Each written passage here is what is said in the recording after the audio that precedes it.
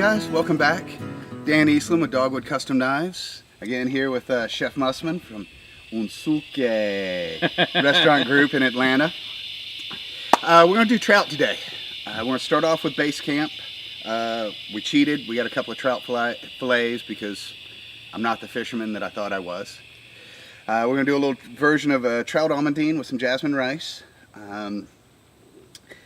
Normally I would serve this on a bed of spinach, but I forgot the spinach.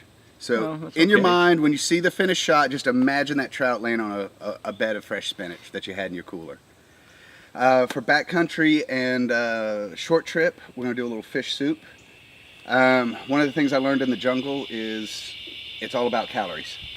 When you're backcountry, it looks really cool to roast a fish on like a grate over a fire, but all that sizzling, that's fat, that's energy, that's calories that are dripping down in the fire and not going in your mouth hole. So for backcountry stuff, I like to do soups and stews because it keeps all that nutrients, all that energy in one spot. One pot meal too, it's a lot easier to deal with. This is true. So went ahead and got a head start on the jasmine rice. It's just about ready. Again, we're cheating. We used a boiling bag because, well, it's easier to clean up. So with that going, let's get started on the trout.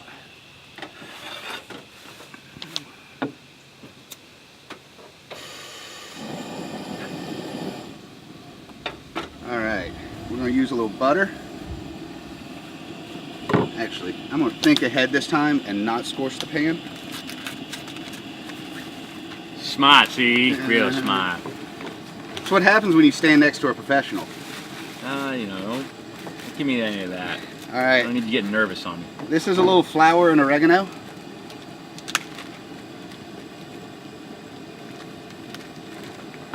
Got a little seasoning in there, right? Yeah, a little salt, pepper, oregano, flour. Perfect. Keeping it simple. Just get a light coating on it. That's it. You sure you're not professional? You know, I play a professional on TV. Yes, you do. You play a good one at that. Alright, now we're going to throw a little butter in the pan. I got you. Alright. And I'm going to safely reach behind you for these paper towels.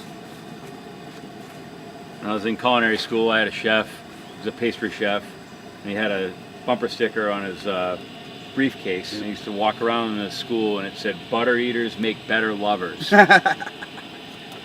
So there we go.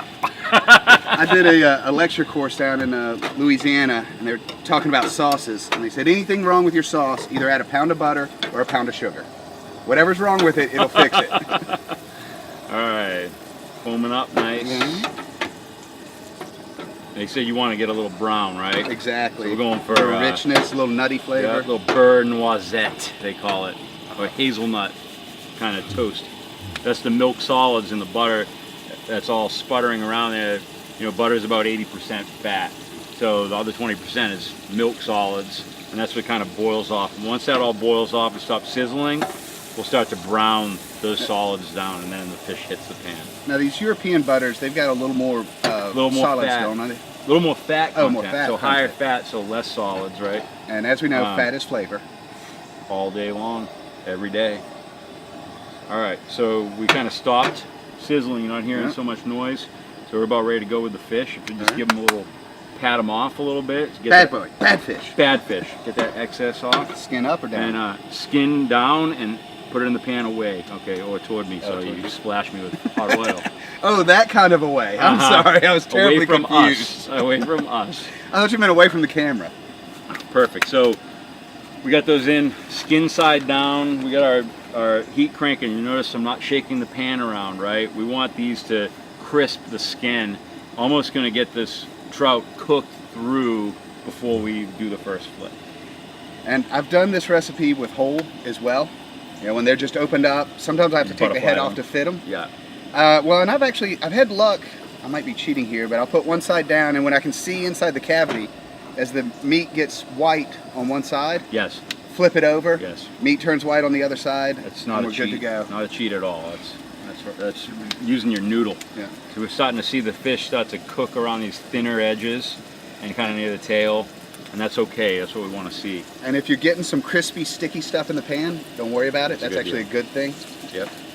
It's called the fond. The fond? The fond. Ah, Not I'm the fond of fonds, that. but you're fond of that, because that's all your flavor, buddy. So, we're going to do a little white wine sauce with this. And that's where the sticky, yummy bits in the bottom come in. Alright, so this is beautiful. You can see we got a nice brown look at that. on the outside here. Nice crispy skin on the edges. So we're going to let this kind of cook through to finish. Shouldn't take very long at all. We don't want to overcook it. One of the reasons I like to do this fish is most of the time when I'm summer camping, especially backcountry, I like a hand line, mainly because I'm in smaller creeks kind of area. It's alright. We got plenty of heat. So it is not uncommon for me to catch some fish. So I try to keep some soup fixings on hand. You know, obviously not something you want to backpack in, but it's fairly often that I've got some fish. Alright. So yeah, the fish cooks really quickly, in and out of the pan. And these are skinned, Slivered almonds. Slivered almonds. We're gonna get the little toast, toasty toast. I've done it with sliced, but they tend to toast really quickly for me. They can almost burn on you. I real get them fast. bitter if I'm not careful, so I like Yep. the slivered so they cook a little slower. To prevent these from burning, we're gonna let them go for another maybe 15-20 seconds, and then we're gonna hit them with a little bit of the wine. Yep. And then you can go with a very thin sauce, just hit it with the wine, deglaze the pan. Reduce it a little. You can add some flour if you want to thicken it up a little bit. So if we want to add flour, we would add a little Yep. bit right now. So we go ahead and We're gonna add make a little bit. a roux. Just a really light roux. Yep.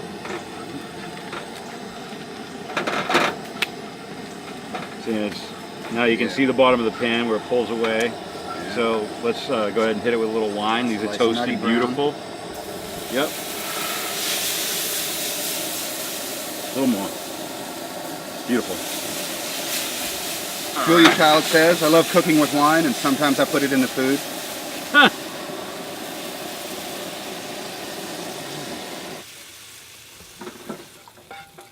And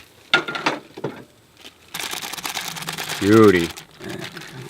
Alright, there you have it. And, A little slice of lemon. yep, Right hit it with a little lemon juice. right before we serve, just a little squeeze of lemon to wake everything up. Boom. Bam. Oh, that's Outstanding. trademarked. I can't say that, can I? You can if you want to sound terrible. All right. All right. So, shall we eat it? Yeah. Now, if you're one of those weird people that worry about green leafy stuff, green leafy vegetables, a bed of spring greens or some spinach under the fish. Absolutely. It'll lightly cook from the heat of the fish, and it's pretty yummy. Yeah, I'm a starch and meat kind of guy, so Yeah. let's eat. Like you said, energy, buddy. Remember, guys, just because you're living simple doesn't mean you got to eat simple.